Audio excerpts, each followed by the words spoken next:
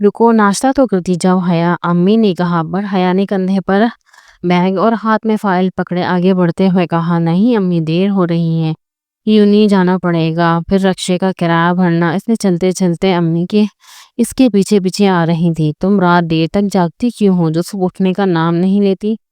امی نے تھوڑا ناراض، اف امی پڑھتی ہوں کی ناراضگی کے آئے تو اروا کیے بغیر بولی تھی وہ آگے آگے امی پیچھے پیچھے، اسے موبائل میں کیا پڑھتی رہتی ہو؟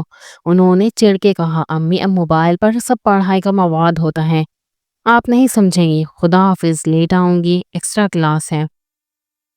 حیا نے پرس چیک کرتے ہوئے کہا اور پلٹ کر ماں کا گال چومتے ہوئے لاڈ سے بائی وہ بولی تھی، اچھا خدا حافظ، امی نے کہا۔ اتنا کہتی وہ دروازہ عبور کر گئی پیچھے۔ انہوں نے دروازہ بند کیا اور بڑبڑانے لگی، آج کل بہت لیٹ آنے لگی ہے، بہت چھوٹ دے دی ہے باپ نے، میری سنتی نہیں۔ پوائنٹ میں بیٹھے 5 منٹ ہوئے تھے کہ شہزیب نام جگمگا رہا تھا موبائل پر۔ میسج ٹون آئی تو موبائل پر دیکھا، میسج کھولا لکھا تھا، مسنگ یو مائی لو، اور آج میری پسند سے سب کچھ پہنا ہے نا؟ وہ مسکرائی، کیونکہ جس روز دونوں نے ملنا ہوتا وہ اسے کپڑوں کے علاوہ بھی جو پہننا ہوتا وہ بھی بتاتا۔ وہ اس کے پسند کے رنگ کے ہی پہنتی تھی۔ وہ گفٹ میں اکثر باقی چیزوں کے علاوہ پرائیویسی یوز کی چیزیں بھی اپنی پسند کی سے مہیا کرتا۔ وقت کے ساتھ ساتھ شہزیب پر اس قدر حاوی ہوتا جا رہا تھا، وہ اس کے حکم کی غلام ہوتی جا رہی تھی۔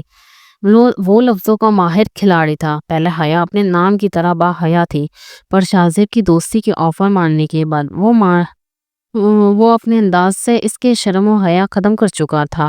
اب وہ بے باک ہو کر اس کے جسم کے نازک حصوں کے متعلق کھل کے بات کرنے لگا تھا۔ اب تو اکثر اس کے یہی ٹاپک تھے حیا سے بات کرنے کے۔ وہ بے باک انداز میں گفتگو کرتا، وہ شرمانے کے ساتھ ساتھ بول انداز میں جواب بھی دے دیا کرتی، جیسے شہزیب انجوائے کرتا تھا اور حیا بھی۔ الگ الگ طریقوں سے پیار محبت کی باتوں سے وہ اسے یقین دلاتا تھا۔ اب ان کی محبت عشق کا مقام لے چکی ہے، اور عشق میں کیسا پردہ۔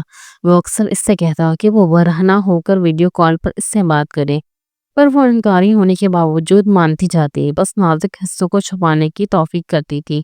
وہ یہ بات وہ نہیں مانتی تھی، پھر شہزیب بھی فورس نہ کرتا۔ وہ ویڈیو کال میں سے رومانٹک ڈانس کروا کے انجوائے بھی کرواتا تھا، اور وہ محبوب کو خوش کر کے خوش ہوتی رہتی تھی۔ اسے وہ عشق سمجھ کر سب کر رہی تھی۔ کبھی اسے کہتا، اب مجھے محسوس کرو، میں تمہارے پاس ہوں اور ہم اس طرح محبت کر رہے ہیں، محسوس کرو۔ مجھے ہنسی چلی جاتی ان لفظوں کی چال میں، ایک گندا کھیل شروع ہو جاتا۔ وہ حاکم تھا، حیا محکوم، وہ سارے شرم بلائے طاق رکھ کر جاتی۔ وہ سسکیاں لے رہی تھی اور حیا اور کروں، وہ اس کے حکم کے غلام بنتی جا رہی تھی۔ وہ ویڈیو کال میں سے دیکھ رہا تھا، وہ اسے الگ دنیا کی سیر کرانے لگا۔ وہ شکاری تھا اور شکار کو اس رستے پر لا رہا تھا جس پہ لانا چاہتا تھا۔ وہ مسلسل اس کے خیالوں میں تھی۔ ابھی اس نے رپلائی نہیں کیا تھا، تب تک دوسرا میسج بھی آ گیا جو اسے خیالوں کی دنیا سے باہر لایا تھا۔ مجھے یقین ہے تم نے پہنی ہوگی ریڈ، میری ریڈ اسٹرابری، کب تک ملو گی؟ ویٹنگ جان۔ ریڈ کلر اس کا فیورٹ تھا اور اکثر اسے پہننے کو کہتا۔ وہ مسکرائی اور جلدی رپلائی دیا، آف کورس جان، می ٹو ویٹنگ جان، لو یو۔ اسی وقت رپلائی آیا، ریڈ ہارٹ، میری ہائی نائی سیکسی گرل۔ وہ اس کا کہنا مانتی، وہ اسے ایسے ہی ناموں سے بلاتا۔ جب اس کا میسج پڑھ کے اس کے جسم میں گرم ہر گرزی دھڑکن کا دھڑکتا ایک لمبی سانس لے لی۔ اس نے چہرے سرخ ہوا